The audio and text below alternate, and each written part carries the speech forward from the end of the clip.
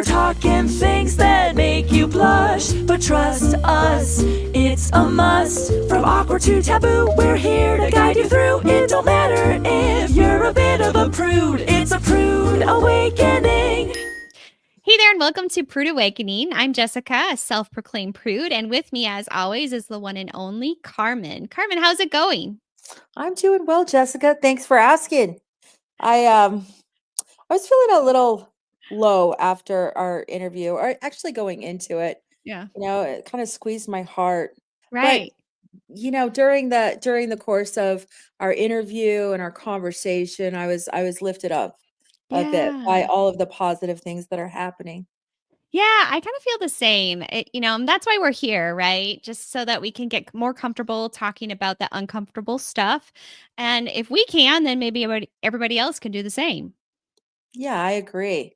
Talking about things like, I don't know, butt plugs. That's easier. Butt plugs. Butt Oh plugs. my. That seems easier for me because yeah, I can make you laugh, I can make you blush. But Yeah. the topic that we were talking about, is it's really sad. Yeah, It's it is sad. It's definitely way more I don't know if it's more uncomfortable than butt plugs, but well, I don't know, Jessica. I've never tried one. So well, anywho, let's dive right into this episode. We have a great guest today speaking on that issue and the organization.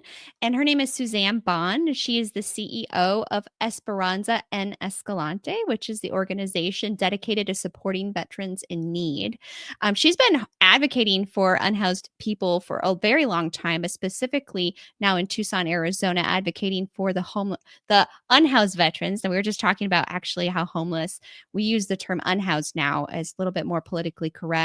But yeah, she has seen the struggles firsthand. So we get to talk about that and the policies or lack thereof that we are funding and their lack thereof funding that are really affecting the unhoused veterans today.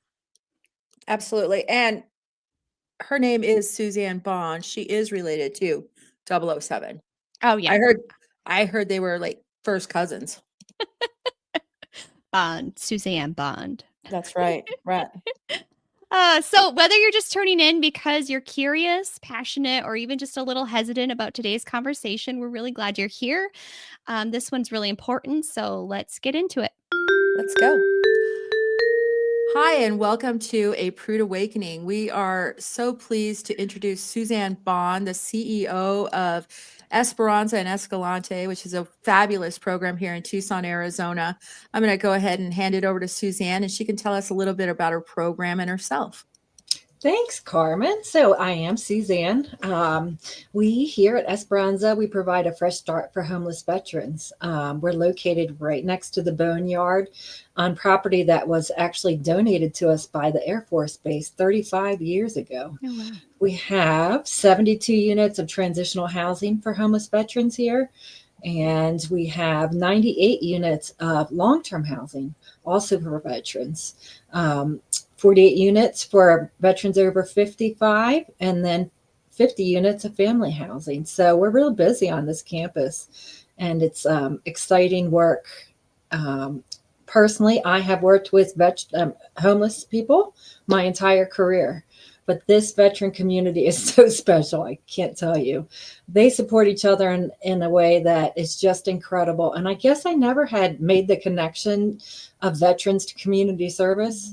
But that's exactly what they have done for this country. They have served all of us. And so they're now serving each other in healing on this campus. And it's really incredible. So to tell you about the 3 different kinds of transitional housing we have here, we provide housing to veterans that just kind of need a bridge. So I'm sure you guys have experienced this yourself, but the cost of housing in Tucson has just gone through the roof. And so we've had many veterans that have lost their housing just because they've seen such a huge increase. And so we might bring them into the program for less than 2 months, get them housing subsidies so they can get some affordable housing, and they're in and out real quick. Then we have a program that is for veterans that are coming right out of the hospital. So, many veterans have really complicated medical needs. And they might go into the hospital for 3 months. And if you're like most all of us living paycheck to paycheck, 3 months in the hospital can do a real doozy on your ability to continue to afford your housing and all of your bills. So we'll have veterans that come right out of the hospital to our program. They might stay with us up to 6 months. Sometimes they owe some, back rent and have some medical issues to deal with. So we support them through that. And then our final program is for veterans that have more intensive housing needs, more barriers really to housing. Those veterans might have been incarcerated, have a history of drug and alcohol use. They might have like multiple evictions on their record. They might owe some money to some creditors and to apartment buildings. And so those folks might stay with us up to 2 years while they overcome all those barriers. But it's a great program. And last year, 71 veterans moved out of our program into housing of their own. So we're really accomplished and really thrilled about that.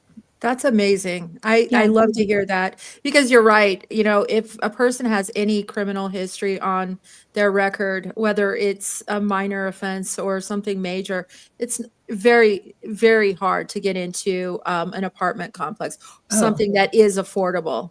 And with the background checks, the credit checks, how is somebody supposed to find a place to live? And to tell you the truth, homelessness itself has really been outlawed in Tucson and throughout the country.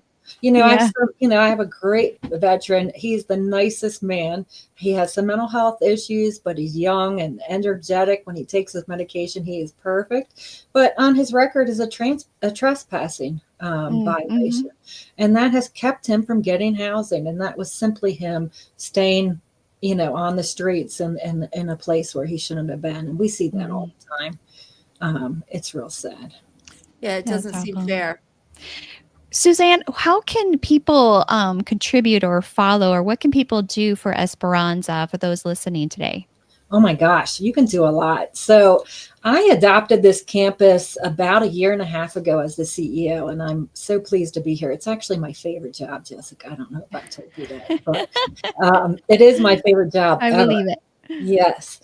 But our campus, because of the funding mechanisms we have, the prior leadership just wasn't able to keep up with the maintenance. And that's a really something that happens to a lot of nonprofits. So we have a lot of deferred maintenance on our campus. I had a study done last year, and they came up with $250,000 worth of maintenance needs that I really need to accomplish. And then the other thing is I need to get on top of having a reserves. Typically, you would put a reserve away every year so that you can take care of the stability of your buildings into the future. So when that's all combined, I'm looking at just over $500,000 I'm trying to raise for this campus. And so how can people help? Of course, they could consider us for their tax credit donation. That would be huge. When I started here, I can't believe it, but we only got 2 tax credit donations the first year, and one of them was me. So the organization really isn't well known. We're really trying to get our name out there, but that would be a huge help if someone, people could consider us for that tax credit donation. And then, of course, just a general donation. You can reach out to us on our Facebook account under EEE Veterans, or online, same, eeveterans.org. You can donate there. But I also, if you have talents, we'd love to have you on campus. The other day I had a group of guys from the Empowerment Coalition. They're a group that's really supportive of us. But they were, on the roof pulling off some old plyboard, boards for us. And that was so helpful to my team. And so they were able to accomplish that job with the help of that group. So if you have any skills, it would be great. Karmen, your husband should know I need 6 air conditioners, apparently. So there's a lot. So if people have those kind of skills, and then, of course, anything you can do to defer our costs. So we meet every single need the veteran has. We provide them housing, all of their food, hygiene, bedding, clothing. People come to us with absolutely nothing. And Mhm. so if you're a person that is going by Costco, if you could pick up some toilet paper for us, that would mean a tremendous amount to us. Because as you can imagine, with 72 beds and a bunch of family members, we go through a ton of toilet paper. So Yeah. anything like that could really help. Okay. That's great. I hope everybody does reach out to you, Suzanne. It's a great cause, and I personally love. I don't know. I say Triple E, but I'm not sure it's Triple E. What you want it to be called, but I've I been personally like to say it's sketchy, but Yeah, I've been really trying to get away from Triple E okay, and just yeah. have people I call us figured Esperanza, which has been Esperanza, yes, hard. Well, because Esperanza means hope. And I think yeah, that that is what this campus means to so many veterans. yeah, It is a it's hope. true, It's an opportunity for them to get the dignity that they deserve. yeah, Which so often, especially if you're homeless, mhm, Absolutely. people yeah, do not want to talk to you. They don't want to look you in the eye because they mhm, don't want to have to reject, your request of them as a mhm, homeless person. And so you go through life, it's very demoralizing yeah. to be homeless. Absolutely. Yeah, and I think that really brings us to our topic today and, that conversation about homeless veterans and, some of those, it is something that gets talked about on both ends and politically. We hear about it. We feel like, I don't know if everybody truly understands. Certainly I don't understand all of the ins and outs of what's Mhm. really happening in what people who are in the mix of it are really dealing with or the lived experiences and the people who are supporting folks and advocating are truly going through. So, um, I want to ask the question, like, why is it such a persistent issue here in the U.S.? Like, why does this keep happening? Why aren't we taking care of our soldiers? Well, I will tell you, it's really interesting because I'm just going to speak through the Yeah, voices that I've heard of the veterans. sure, absolutely. So what really happens a lot of times is that the veterans that are going to fall into homelessness oftentimes have a life of trauma before they join the military. Mm, And they join the military to escape that trauma. And I know we've all heard that story a million times, mhm, but that happens a lot. And then they go through their military service, and so many of them are subjected to trauma in military service. Um, and what they tell me is, if I'm a person who has relied on the military for my everything, my structure, my job, my sense of belonging, one day that ends for you. mhm, And when that ends, you don't have a job and you don't have a home at the right. same time. You lose your income and you lose your housing. And so if you don't have family and friends to fall back on, oftentimes you are out on the streets struggling. So many of the veterans' skills are not transferable. I mean, Mhm, if you're a combat vet, there's no transferable skills. I yeah, Right. often hear from the guys, like I came back, I wanted to road rage on my way to Safeway, but all of a sudden that wasn't an appropriate thing to do anymore in my life that had been. I needed that to be successful in my job. And mhm, so people are really struggling in that way. And mhm, then Yeah. if you compound that with post traumatic stress, which so many of the veterans have here, Mhm. like your brain is just constantly working on the stress, something outside of you, like, yes, okay, right now I want to focus on reading this book, but your brain is off dealing with all the trauma that you've had.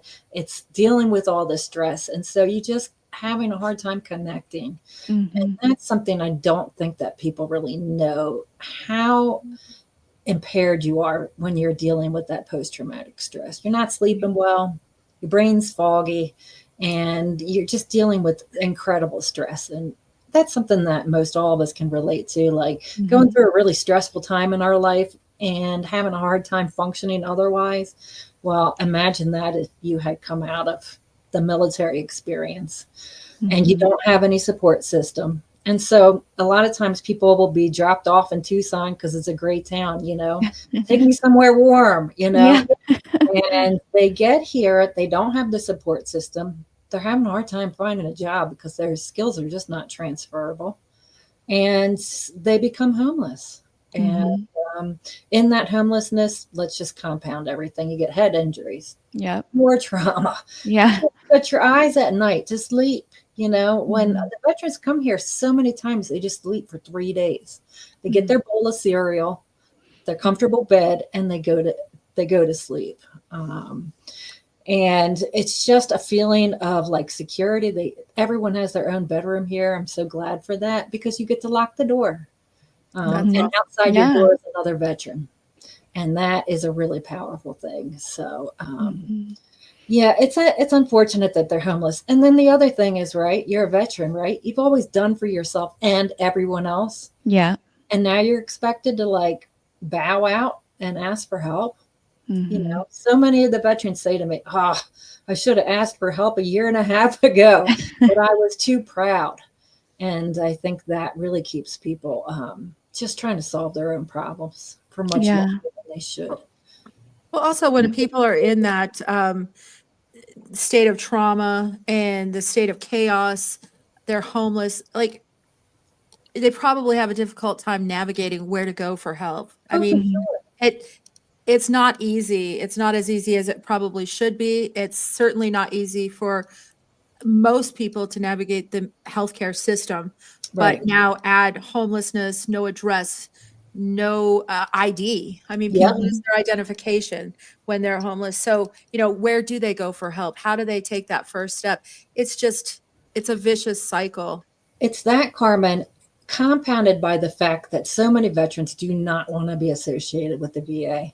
They want to Mhm. be done with the military. Right. Right. They just see the VA as an extension of the military. Mm. And so, Tucson, we have a great VA, but there's Uh-huh. so many veterans that just have had really bad VA experiences, Yeah. or they just don't want to be in the, government. They don't want to be involved in government at all. And so, taking that step to like go to that big old campus and find Yeah. your way around, which I've been lost on the VA campus so many times. I can't Right. tell you. It's complicated, and it means that you really have to swallow your pride. Yeah. Yeah. Yeah. Yeah, So I that's kind of what understand. I took it at is that somebody who has admitted this like bravery for how many years, Mhm. having to take that and ask for help is got to be something that is not very comfortable, for them to And be doing. additionally, I think any person, but especially a veteran, a combat veteran who has now found themselves without a home, Mhm. without any support, natural supports, um, there's so many things they probably need help with, Mhm. physical, emotional, health, and Yeah. then a job and housing. How can they sustain all of those things? There's so many things that they need help with. It's not a one-stop shop. Mhm. No. But I think at your program, and I've had the good fortune of visiting there, and it is a beautiful program. And there is such a sense of community there. Your staff are awesome, They are. and That's such a great step. providing those services to veterans in need, and lifting them up, helping them feel like they are part of a community, but Right. doing that with so much respect Mhm. is a tremendous quality in your staff. I love that. Yeah, I I, mean, the first thing I look for is somebody who's, going to be able to relate and never look down. I mean, you Mhm. can't look down on a veteran, no no, matter their circumstances. We shouldn't look down on anyone, but Mhm. we need to hold our veterans in such high esteem. They deserve it. They've given everything, especially the veterans that are here. They have literally given everything for this country. Mhm. Right. And they deserve our respect. And my team is so great. I require it. If you're not going yeah, to be, if you're not going to hold veterans in the highest esteem, I'm sorry, you're not going to be here. Mhm. But I've hired mostly a lot of veterans, and people that have had the homeless experience themselves. Of course, they're the best person to lean on, somebody who knows it. Mhm. But I wanted to say to you also, Carmen, like just safety. That's what I hear all the time. Yeah. I feel safe. I feel safe. I feel safe. And the insecurity of being out there, sleeping with one eye open and not feeling safe, you wouldn't expect that a veteran, right? Somebody who has gone through some combat or would feel unsafe in the city of Tucson, but they sure do. They And do. they come here and they're surrounded by their brothers and sisters. And they are just so incredibly supportive of one another, like I said before. Mhm. And they feel, safe. I recently had, it's so fun because Jabari, who works for me, is doing a great job with our Facebook account. And he's posting all the time. And I just get to read responses from veterans we've served over time. And recently I had somebody who said, I'm a 71-year-old veteran. I'm in permanent housing now. But the safest I ever felt was when I was on that campus at Esperanza.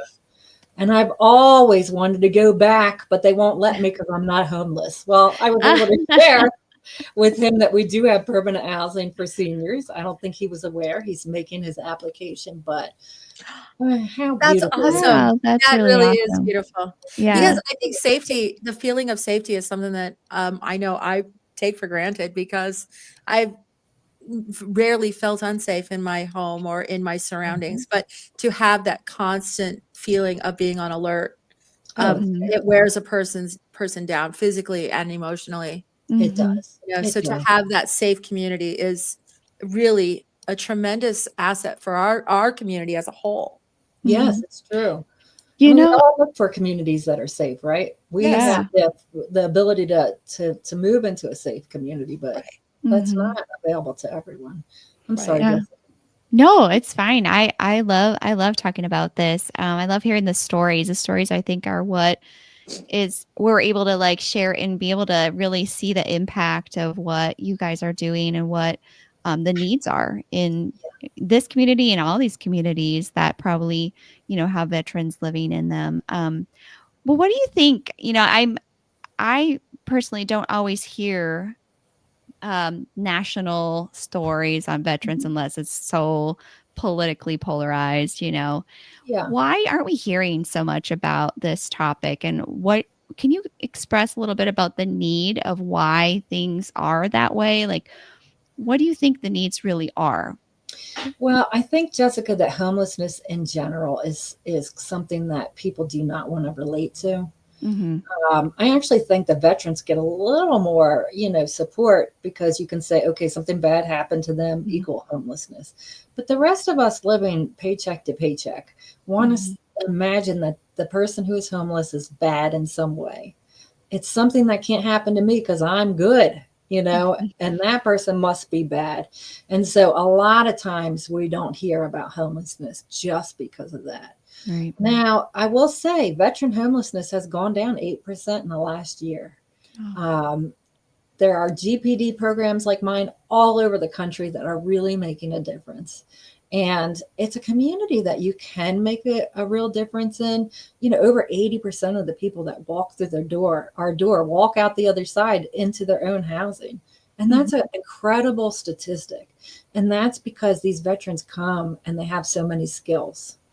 And when they're able to lift up their head and hold their shoulders, back again, they're able to accomplish so much.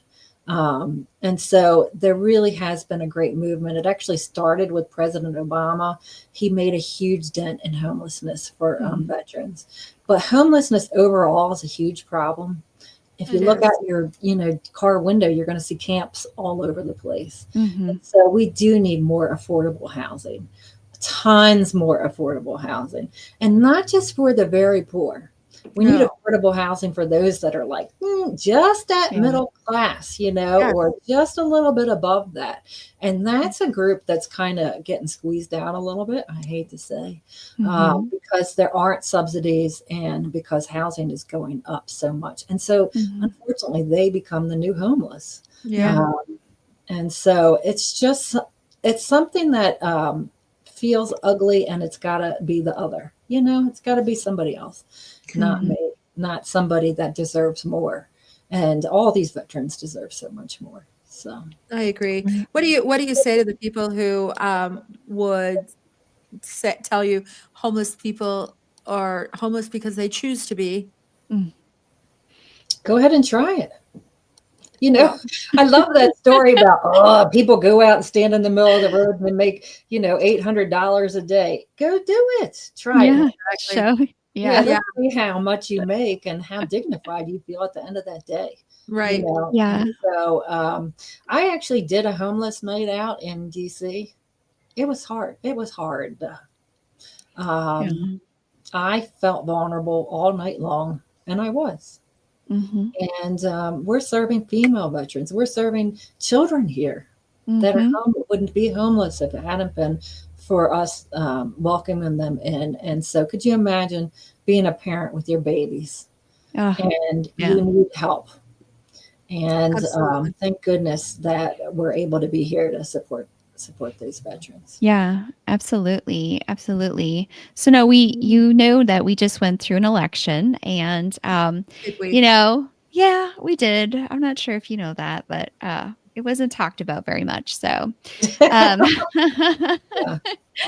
but with that being said, you know, we know that there has, every organization sees like budget cuts and things like. What does the future look like for services for veterans?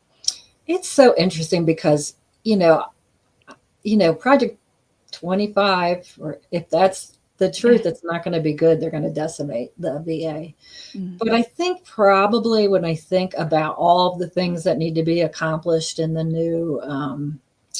new presidency, what is most likely to happen is that veteran services potentially could be left alone because there is a tide in this country to care for veterans in a different way. Mhm. Not in the way that Yeah. fully supports them, but there is a general love for veterans. Let's just Mhm. say that. But what I'm really afraid of is so like all of our veterans get a voucher from HUD. Mm. And HUD, I think, is going to lose a ton of money. Mm-hmm. Trump has said it's going to lose a ton of money. And so when that happens, there will not be affordable housing for me to refer someone to. Mm. And so I can't keep a veteran here forever and then have another veteran come in to the transitional program. So that is my biggest fear. It's the food stamps, it's the Medicare, it's Mhm. HUD, Social Security, it's potentially veterans benefits. There's some concern that disabled veterans will really not fare well. And there's some concern that the VA itself is going to be held to a standard that is more like what you and I would perceive in a doctor's office, in and out in 15 minutes. But veterans have so many complicated needs, especially the people we're serving. You can't, address mental health and physical health and social health and all of those things in a 15 minutes appointment. So Yeah. that's really what I'm worried about, is just that the VA is going to get pressed to perform outside of its normal, the way it Mhm. performs now, that makes it successful. And I think that could be a really harsh reality for the veterans we're serving. But of course, I'm also really optimistic. So I pray that we're still standing. But, I don't know if that's going to be the case. I can't Mhm. guarantee it. And so I just know for me, I'm going to work every day to make sure these veterans can get the services they need. And I will advocate and react when I need to, but I'm also just going to keep pushing, Yeah. keep pushing forward. So, and it might take, people that, businesses and people in the general population to really support us even more. As it is, about 72% of our budget gets provided by the government, by the VA. But I need to find that other very large percentage, and Yeah. then also go beyond that to fix up the campus and do all those things. So it's concerning, but I do think, unlike the general homeless population, veterans, I can't see this country allowing them to be decimated too poorly. Mhm. But I don't know, because I Right. never imagined personally that the election was going to go like it was, and I could have Right. told you a million reasons why it wouldn't have. Um, but here we are. We got to make the best of it. That's right. I was talking with Jessica yesterday, and I said, I was out in the community over the weekend just running errands, and I don't know if I was just being more observant, or if it was actually, what I was seeing. People being genuinely kind for no reason to one another. Yeah. And that is my hope, is that this election will actually bring people closer together, like other tragedies Mhm. in our recent history have done. Mhm. Bring our communities together. And yes, unfortunately, in times of struggle with our government, it's Mhm. always the citizens that step up and take care of the people in need. And so hopefully, if our government doesn't do the right thing, our citizens will. Yeah. It's interesting because I was listening to a podcast about a study about a group of monkeys that lived on an island, and the island was just decimated. And so all the shade, all the trees, and so they just imagined that, it was going to be survival of the fittest, right? That's what we always learned. Well, it wasn't. It was survival of those monkeys that collaborated and cooperated with each other. Those are Yeah. the ones that shared the shade and they persevered. And so I think that does it. I mean, yeah, we take care of each other when we need to. And Yep. I'm hopeful that, people are going to remember that the veterans have always taken care of them. And Mhm. so hopefully Right. they'll I mean, continue. honestly, the fact Mhm. that the reason we can sit on a podcast and talk shit about our government is because of our veterans. It's Yeah. true. Yes. That's right. Absolutely. Absolutely. One of the things that I find so interesting is that, you know, talking about homeless veterans can, we talked about it feels uncomfortable, feel like people don't want to talk about it because somehow it's bad, or I don't know, it makes them kind of like, I don't want to really Feel bring guilty attention too. or guilty maybe, but it's something that I would call like a patriotism paradox. Is that Hmm. I think that's been used before, where it's really hard to like be a patriot and Yeah, watch a homeless veteran on the street and not do absolutely. anything about it. Right. And I feel like that, where you have a group that um is, been praised for their sacrifice to our country, but they're having this struggle of just getting that shelter, just getting food on their plate, getting the Oh right yeah, medical care. It forces us to see it. it does. And it's a real uncomfortable feeling for Yeah. any American to see that happening. And I'm not sure if uh, what can people do? Maybe someone's listening today. Maybe somebody is saying, oh yeah, I can relate to that feeling. And they're not here in Tucson. What can they do? What are some things that you would say, here's how you can help? Like, here's what to do. Here, the simplest things, like you've talked about how people have come in and just dedicated their services. Mhm. What are more things that people can be doing to bring light to this? Well, I do think, I mean, just in the general like interaction with our community, if you see a homeless person, you have no idea what their background is. They could be a veteran, they could have been, you just don't know the person. So Mhm. let's start acknowledging people as humans, looking them in the eye and say, I hope you had a good day.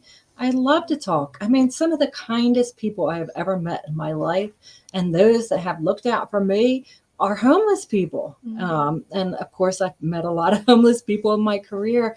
They're kind people that are in the most desperate situations and yet can look out for somebody else in the community, which is incredible. So I think Mhm. that's the first thing. Just bring some dignity to the day of those around you. It's like what Karmen was saying. Let's just be kind to each other.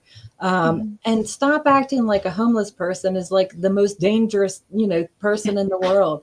They don't they're not dangerous to you. If they're at the convenience store, standing out in front of the convenience store, you can say hello. So I Mhm. think that is it. And then really look to your local, your local providers of homeless services. They're doing the heavy lift in the community, and they really need resources. Um, I always, for me in my general community, I buy some extra jackets from 32 degrees. I'll tell you, they're cheap and they work, and I Mhm. pass them out my window in the car when it gets cold here because Mhm. people don't always expect to have cold That's weather really in nice. Yeah. Tucson. Yeah, So, exactly. you know, don't be afraid to give out a granola bar, or especially in Tucson, a bottle of water. Yeah. Those Mhm. things are going to be really respected and appreciated. And Mhm. then support your local charities and providers. You know, Right. everyone can support Esperanza, and I really invite you to. We would love to have your support, and I promise you, if we get it, we will make the most of it for these veterans. But there's also what's called GPD. That's what we are. That's how we're funded through the VA. But find your local veterans organizations that are doing similar work, and stop by and say hello. I have, little cards that people can pass out when they meet a person on the street that just says how to get services and how to get help, and let them know there's a kind person on the other side of that card that would be willing to take them and support them. So stop by and see if there's any resources you can pass out in the community. It will make you feel really good, to be a part of the solution. Mhm. Thank you. I love Yeah. that, Suzanne. Yeah, I love that. Well, is there anything that you just gave a ton of advice uh, surrounding that? I'm But good at advice. I'm a yes, mother. yeah. But is there anything else you would say um, about homeless veterans or to the community or to listeners right now? If there were some piece of advice you would give them more than what you already have, of course. Well, I would, it's so funny because, my kids have always been around homeless people and services. And I always said, don't expect a thanks, don't, you might give them gifts for their kids for Christmas and you might not get a thanks. The person might not be in that position. But these veterans, they thank me a million times a day. Um, and so I think that if you can just understand how truly appreciative people are when you give them grace, um, even if they don't say thank you, it still makes a difference in their lives. That's really positive. Um, I think that's an important thing. But also, uh, I think we should just hold all of each other up. I mean, honestly, I don't know. If you walk through life and you're in a good mood, you like sprinkle happiness on everyone, Yeah. right? Mhm. But when you're not feeling so great and people are reacting to you because you're not feeling so great, like just having that one person who like gives you a smile, Mhm. means a lot. Yeah. And it does. So, I mean, that's I guess my biggest piece of advice. Stop judging everyone, you know, Yeah. That's in the your one. life. If you see somebody who's homeless, don't write the story for them. You could ask them, what happened to you? Right. um, and you can have respect for them, and then figure out your local support systems and be able to point to those for people. I think that's really important. And let's just lift each other.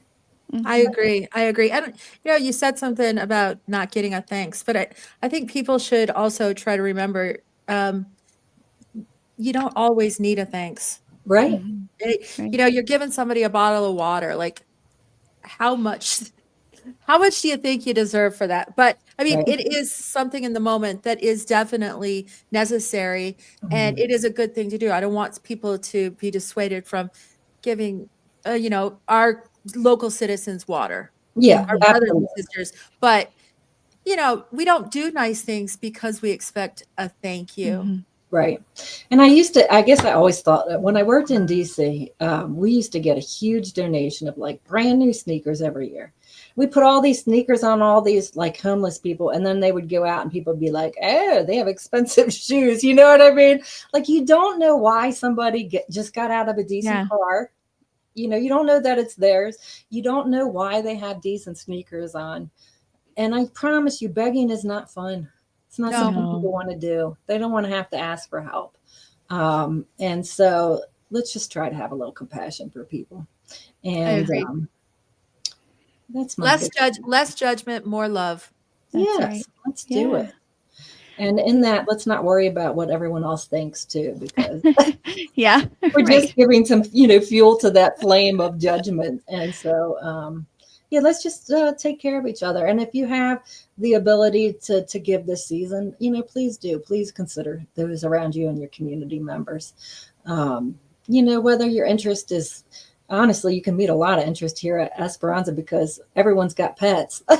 Everyone's got dogs. There's cats here. If your interest is like to support people and their animals, bring some dog food. Yes. By.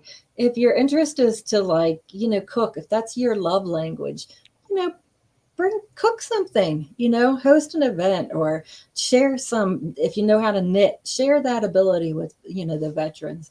If you're a good listener, come and sit on the porch and just listen, all those things are so important.